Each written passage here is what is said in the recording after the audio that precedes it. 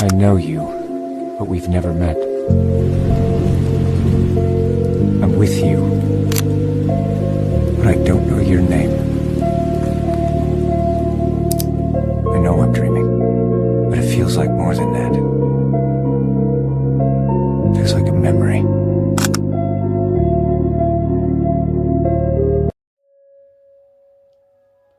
नमस्कार साथीहरू, आज हामी काठमाडौँको भिडभाडबाट केही पर शान्त र सुन्दर गन्तव्य फर्पिङ यात्रामा निस्केका छौँ।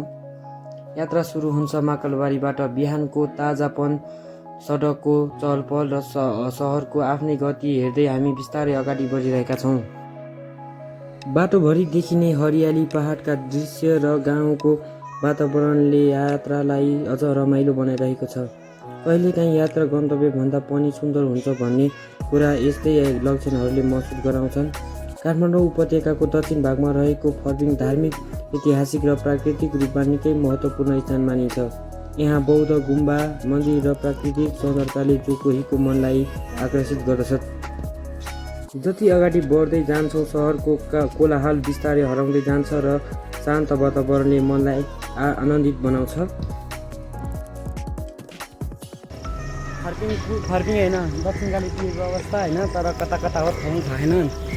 सब नयाँ नयाँ यहाँनिर जङ्गलतिर शान्त ठाउँतिर आइदियो हो होइन। मन्दिर घन्टी बजिरहेको छ टङ टङ।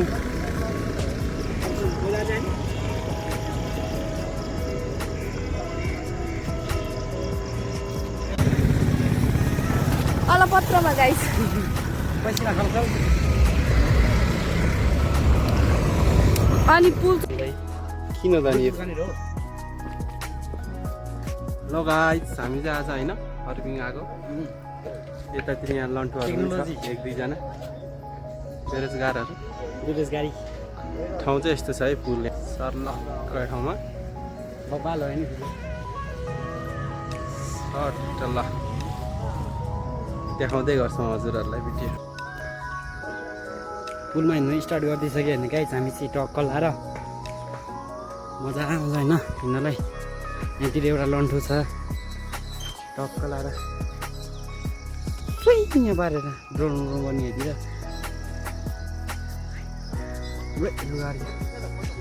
एकछिन कान्छ।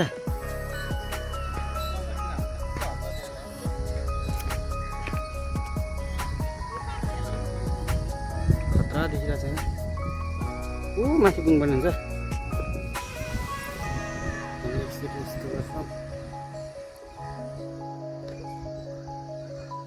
0.5 मा है।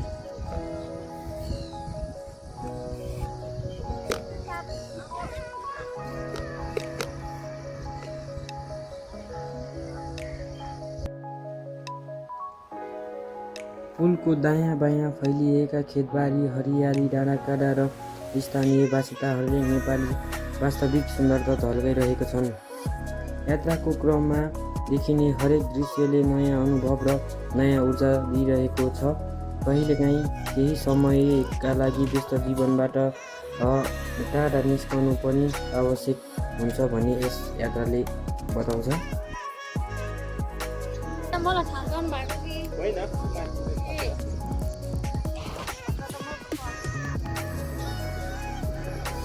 बर्बाद हुन थिएन गाइस, तर आइरहेको छ कि भ्यू भन्ने आशा हो होइन।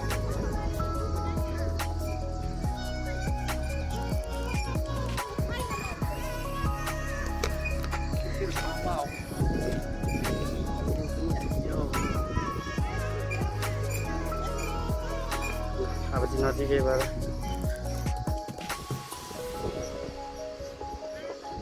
यहाँ फ्याल्यो भने के हुन्छ होला मोबाइल। उकालो लागेको अवस्था होइन, यस्तो बबाल ठाउँबाट उकालो फर्पिङ माथि उकालो यति रही आनन्द। कुन हो बुद्ध चित्तको माला? नाइस प्लेसमा पुगिसकेँ। पसिनै पसिना भइरहेको छ होइन।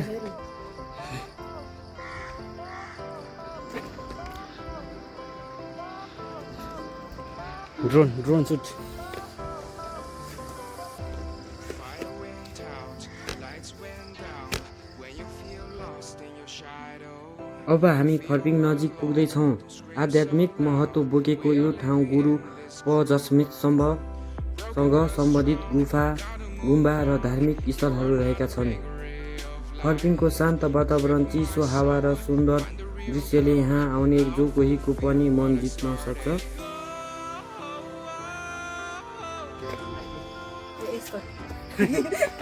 शान्ति हो। हामी छौँ कस्तो हुन्छ होइन, माथिबाट गएर क्यामेरा अन गर्छु।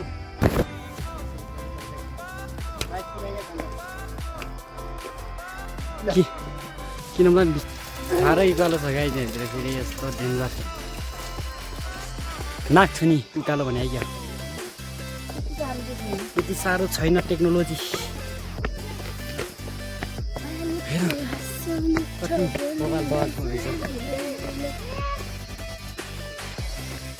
पढिने कि भतिज यस्तो बल ठाउँमा माथितिर पुगिसकेपछि क्यामेरा अन गरिदिन्छु होइन। ठ्याक्कै यहाँ फर्पिङ देखेको ठाउँमा पुग्यो होइन गाई हामी चाहिँ यही हो बाबा। फर्पिङ देखेको चाहिँ यही हो बाबा। बल्ल बल्ल पुग्यो होइन। हुन्छ छोरा भनेर कमेन्ट गर्ला नि फेरि। थाहा छ के थाहा छ बल्ल बल्ल हिँड्दा होइन पुग्यो होइन। थाहा पनि भयो त ठिक छ। कहाँसम्म पुग्छ यहाँबाट माथि चाहिँ कस्तो कस्तो ठाउँ छ? एउटा मन्दिर छ। ओइमा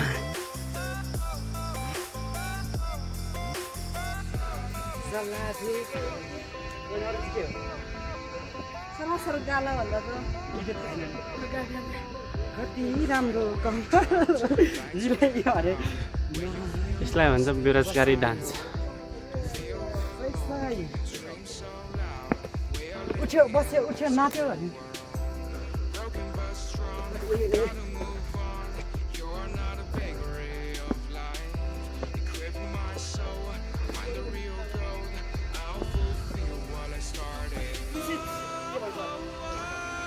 very beautiful place.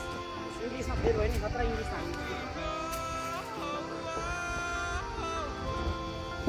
अङ्कलहरू हान्नु नै अल्छी रहेछ।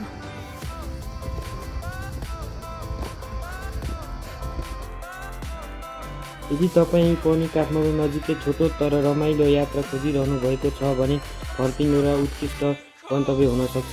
यात्रा केवल एक ठाउँबाट अर्को ठाउँ पुग्न मात्र होइन, बाटोमा भेटिएका दृश्य, अनुभव र सम्झनाहरू सङ्कलन गर्न पनि हो। What a beautiful place.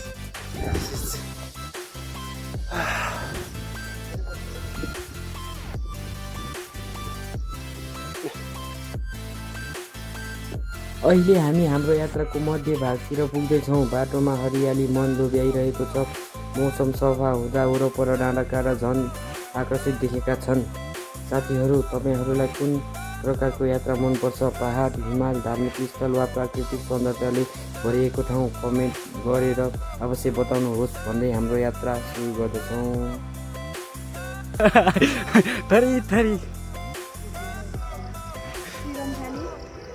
एक्लै खाने ठिक छ अघिदेखि। अब हिँडेको लगाइछ माथितिर। यो सेन्टर फुडको पावर देखाउने अब तपाईँहरूलाई। सेन्टर फुड खाउँ, स्वस्थ रहनु, स्वस्थ रहनु, मस्त रहनु। म देखाएको छु है।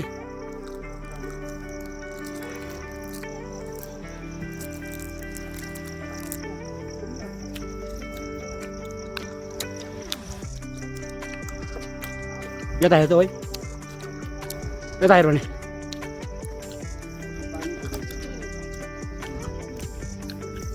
र हाम्रो नेपालीहरू यस्तो बाटो हुन्छ कि यस्तो राम्रो ठाउँतिर नि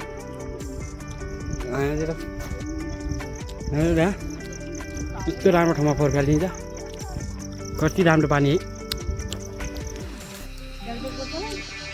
ठ्याक्कै हाम्रो पुग्यो होइन। तर यो ठाउँमा गुम्बाहरू चाहिँ धेरै धर्महरू मान्ने रहेछ होइन। एकछिन उठ्दै देऊ न त्यसलाई नथिच्दा है संविधान। यो ठाउँमा बुद्ध धर्म चाहिँ धेरै मान्ने रहेछ। जहीँ सुके गुम्बैको हो माथि देख्यो यो घरको।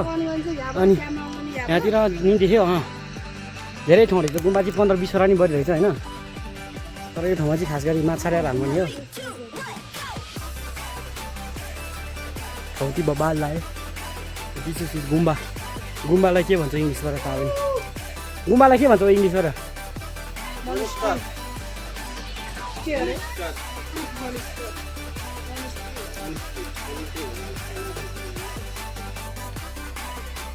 जीवनमा पैसा सफलता र उपलब्धि महत्त्वपूर्ण छन्, तर कहिलेकाहीँ शान्ति र खुसीका लागि केही समय प्रकृतिसँग बिताउनु पनि उत्तिकै आवश्यक हुन्छ। आजको यो यात्रा त्यही अनुभूति दिने खालको छ, त्यसैले अन्तिमसम्म हेर्नुहोला।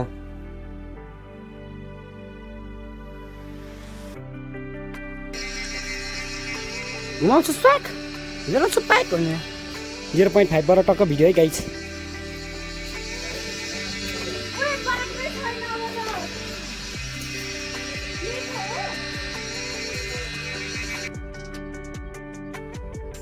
यात्राको क्रममा हामीले धेरै दृश्यहरू देख्यौँ, धेरै अनुभवहरू सँगाल्यौँ। वास्तवमा यात्राले मानिसहरूलाई नयाँ कुरा सिकाउँछ। नयाँ ठाउँ, नयाँ वातावरण र नयाँ अनुभवहरूले सोच्ने तरिका नै परिवर्तन गर्न सक्छन्। यदि भिडियो राम्रो लाग्यो भने लाइक गर्नुहोस्, आफ्ना साथीहरूसँग सेयर गर्नुहोस् र यस्तै यात्राका भिडियोहरू हेर्न च्यानललाई सपोर्ट गर्न नबिर्सिनुहोस्। अन्त्यमा एउटा सानो कुरा, जीवनमा जति नै व्यस्त भए पनि कहिलेकाहीँ आफ्नो समय निकाल्नुहोस्, परिवारका लागि समय निकाल्नुहोस् र प्रकृतिसँग केही क्षण बिताउनुहोस्। यिनै साना लक्षणहरूले जीवनलाई सुन्दरता बनाउँछन्।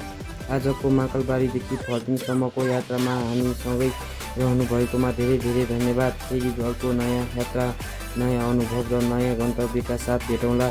तबसम्मका लागि नमस्कार, सन्तुष्टि रहनुहोस्, मुक्तै रहनुहोस्, धन्यवाद।